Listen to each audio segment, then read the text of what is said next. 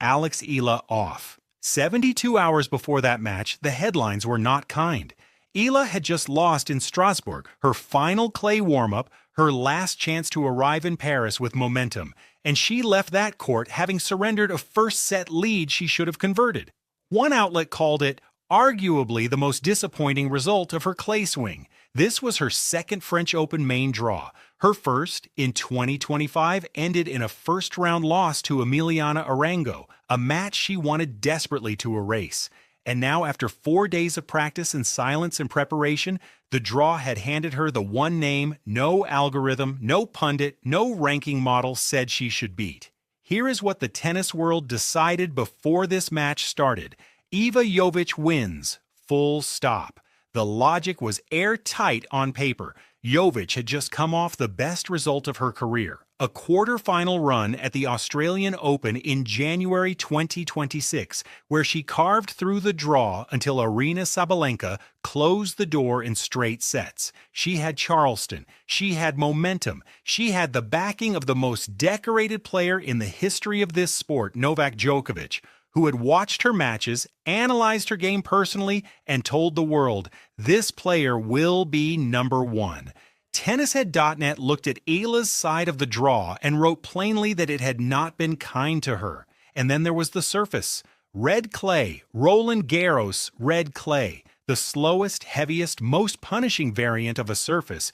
Jovic herself admitted she barely knew how to navigate just a couple of years ago. Yet even with that acknowledged weakness, she arrived in Paris as a seed, as the favorite, as the chosen one. Eala arrived as the obstacle to be cleared. That framing was the match's first mistake. The morning of May 22, 2026, 2 days before the first ball was struck at Roland Garros, Filipino fans were already at court 4, not for a match, for a practice session. A BSCBN Sports documented it. Fans packing the seats, cameras out, voices rising on every clean winner Eala struck in warm-up. This was not a tournament day. This was a Tuesday morning on a practice court in Paris, and the Philippines had already claimed it. Tournament staff had seen crowd behavior like this from Eala's fan base at the Australian Open, where Tennis Channel ran a dedicated feature on how her supporters took over Court 6. They had seen it in Abu Dhabi, where an entire arena vibrated on match point. They had seen it at Indian Wells, where the BNP Paribas Open officially called her the face of the Philippines. By the time match day arrived, by the time Eala and Jovic walked out onto Felipe Chatrier, the crowd was not a neutral audience. It was an extension of her game. Now put yourself in Iva Jovic's position entering this match. You are ranked 17 in the world. You have Novak Djokovic in your corner personally watching tape and calling you with analysis after your matches. You reached a Grand Slam quarterfinal just 4 months ago, and you are walking onto clay that you have spent years learning to even slide on against a player who spent her formative years training at the Rafa Nadal Academy in Spain, on this exact surface, in this exact culture of grinding clay tennis. The infrastructure of world tennis had spent 2 years building the Jovic narrative. All of it pointed toward her winning this match. None of it accounted for the ground beneath their feet. Jovic's WTA clay record entering Roland Garros 2026 stood at 8 wins and 6 losses. Her hard court record, 28 wins and 15 losses. The gap between those two numbers is not incidental. It is biographical. Her own words from earlier in the season said everything. I didn't know how to slide at all. I didn't know anything about it. Charleston's green clay gave her momentum. But green clay plays faster, harder, closer to hard court tennis. Paris red clay is a different civilization. Her Roland Garros 2025 debut ended in round 2, beaten by Elena Rybakina 6-3, 6-3 without a set taken. She had never won a singles match at this tournament as a seeded player. The hype said Jovic was ready. The red clay of Roland Garros had a different answer waiting. Rome, just weeks before Paris, was where Eala began writing her own answer. She beat Magdalena Fresh in straight sets. Then she beat Wang Xinyu 6-4, 6-3 in a performance rappler, called a breakthrough clay win. She then took the court against world number 2 Elena Rybakina and lost 6-4, 6-4, a loss that told a story about proximity. She was not outclassed, she was competitive against the second-best player in the world on clay. Monday to Sunday that week in Rome, Eala proved she belonged on this surface at this level. Then came the detail: no coverage properly centered.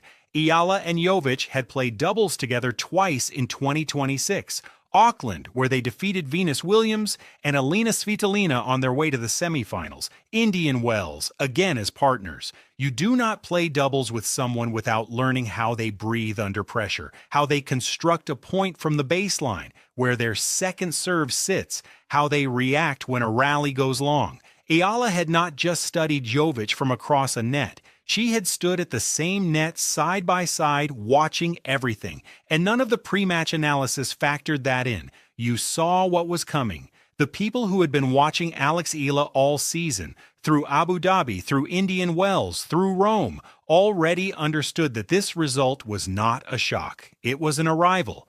There is a quote that, in retrospect, reads like prophecy.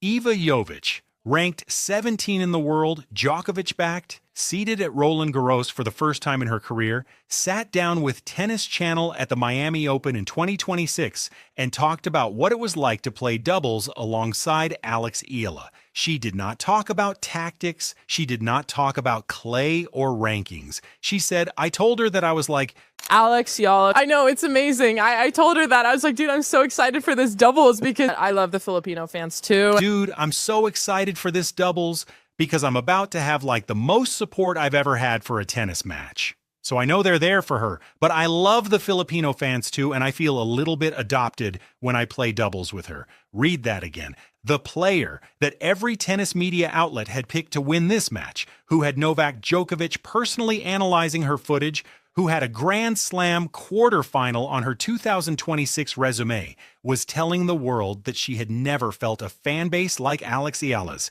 She wanted to borrow it. She felt adopted by it. That quote came from the opponent, not from a commentator, not from a Filipino sports outlet, from Iva Jovic herself, months before they were drawn against each other at Roland Garros.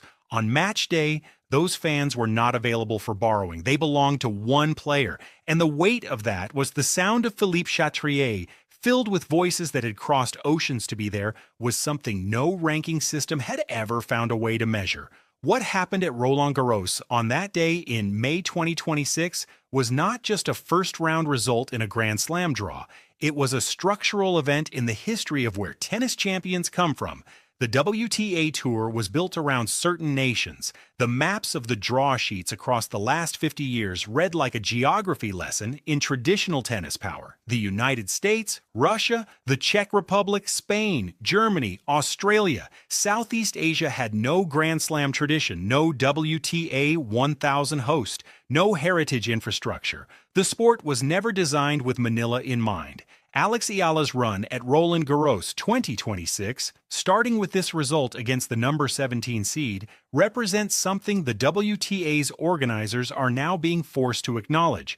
The next generation of tennis fans and the next generation of champions is not arriving from the expected directions. The draw ahead of Eala after Jovic includes Emma Navarro or Janice Chien in round 2, then Naomi Osaka as a potential round 3 opponent, and Aryna Sabalenka looming in round 4. Each match is a larger story. Each match is another chapter in a saga that the sport did not script but cannot now ignore. After Paris, the grass court season opens. Birmingham is next, where Eala is confirmed on the entry list, on a surface that rewards the flat, fast hitting she has shown all year. The rankings will reflect what Roland Garros 2026 produced. A deep run pushes Eala back toward or past her career high of number 29. Every point won on Philippe Chatrier is a point scored for a country that was told implicitly and explicitly for decades that this level was not meant for them. 4 days before Paris, Strasbourg, May 18, 2026, Eala won the first set 6-3. She had Oleinikova where she wanted her, then the second set tightened went to 5-7, and before she could reset, the third slipped away 3-6. ESPN ran the headline, Alex Eala crashes out early at Strasbourg Open. Her final warm-up before Roland Garros ended in a collapse she could not explain away with good portions of bad luck. Tennishead.net did not soften it. What she did next tells you everything. She did not withdraw from Paris. She did not change her preparation or disappear from public view. By May 22nd, 4 days later, she was on court 4 at Roland Garros working through practice while Filipino fans packed every available seat around her. In her pre-tournament statement published on the Roland Garros official website, she said, "I'm finding my footing and I know that I can do well. I'm a much better player physically and mentally than I was last year, and we've really been working hard, my team and I. And hopefully the things we've been working on will reflect more on my game." She did not claim to have solved everything. She did not promise a result. She said she was working. She said she was better. And then she walked out onto the most famous clay court in the world and proved both things at once. The fans were on court 4 before the tournament began. That is where this story starts. Iva Jovic told the world she wanted to borrow that support. That is where the irony lives. And Eala walked onto Philippe Chatrier 4 days removed from a Strasbourg headline that called her exit a crash. That is where the character was confirmed. Alex Eala did not stumble into this result. She built it over every clay court she trained on in Spain, every match she ground through in Rome, every game she watched from the doubles court alongside the very player she would have to dismantle. The tennis world handed her the hardest possible opening draw and the clearest possible narrative of who was supposed to win. She walked onto